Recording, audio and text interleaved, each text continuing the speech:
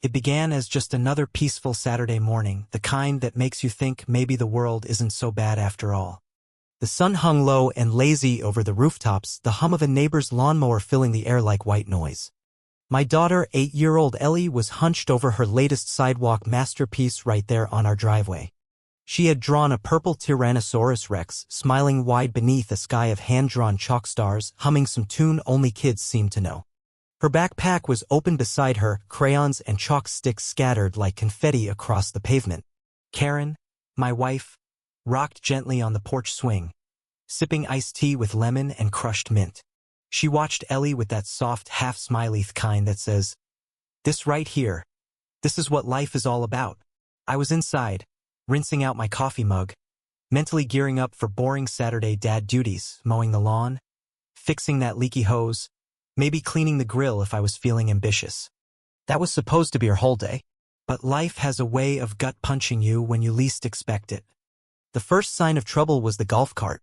I didn't recognize it at first, a white cart with hastily stenciled orange letters reading, HOA Patrol, complete with flashing orange lights. It screeched to a stop like it was chasing down a fugitive, kicking up dust as it parked crookedly along the curb.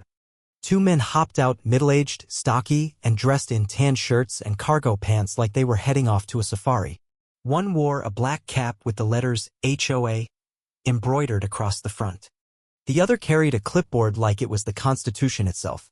Neither had badges. No name tags. No actual authority. "Hey!"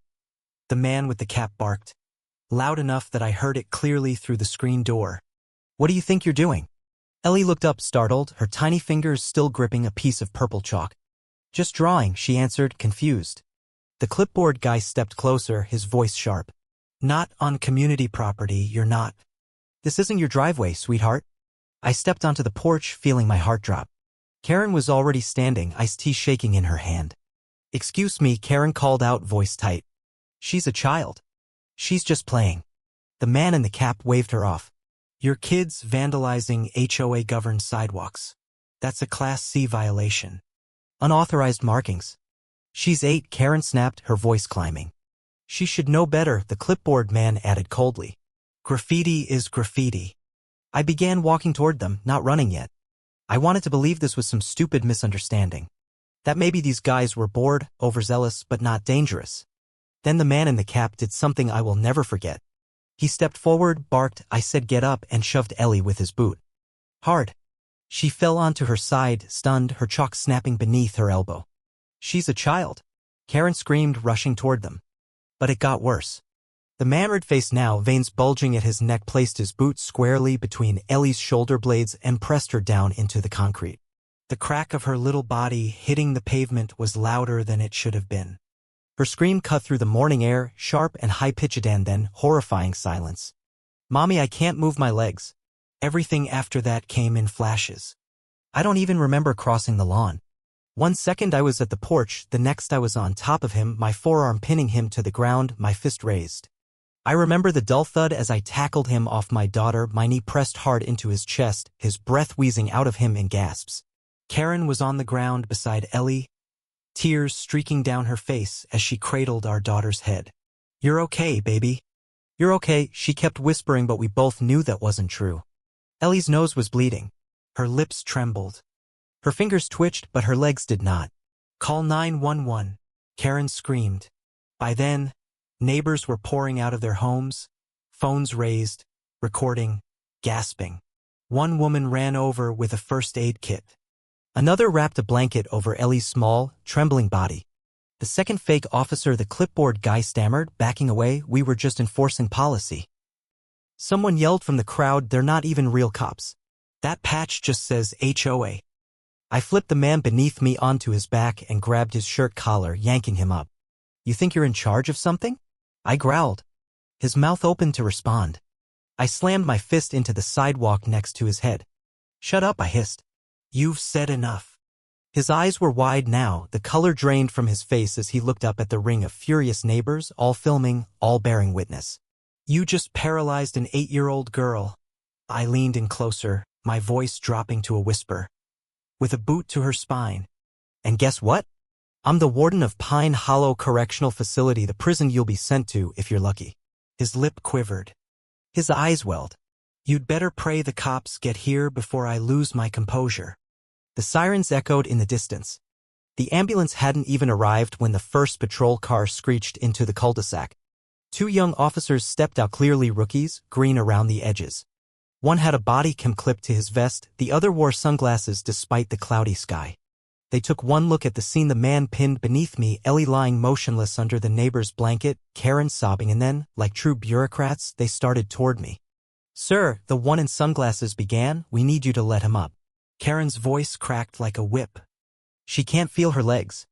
Do you understand what that means? I didn't move. You touch me before you secure him, I growled at the officer, and I will have your badge on my desk by Monday morning. The rookie blinked, confused.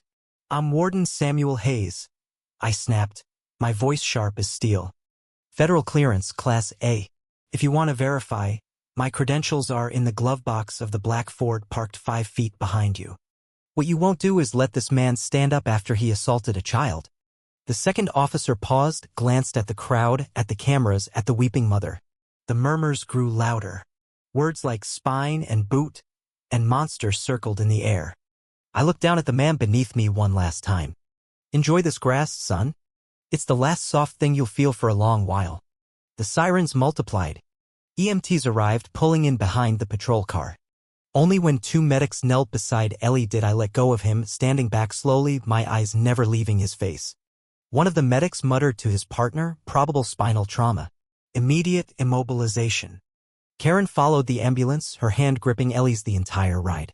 Her face was pale, her eyes wide and stuck in that unblinking stare people get when the world tilts off its axis.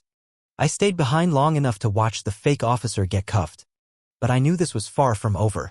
And so began the fight of our lives. It began as just another peaceful Saturday morning, the kind that makes you think maybe the world isn't so bad after all. The sun hung low and lazy over the rooftops, the hum of a neighbor's lawnmower filling the air like white noise. My daughter, 8-year-old Ellie, was hunched over her latest sidewalk masterpiece right there on our driveway. She had drawn a purple Tyrannosaurus Rex, smiling wide beneath a sky of hand-drawn chalk stars, humming some tune only kids seem to know. Her backpack was open beside her, crayons and chalk sticks scattered like confetti across the pavement. Karen, my wife, rocked gently on the porch swing, sipping iced tea with lemon and crushed mint. She watched Ellie with that soft, half-smiley kind that says, "This right here. This is what life is all about."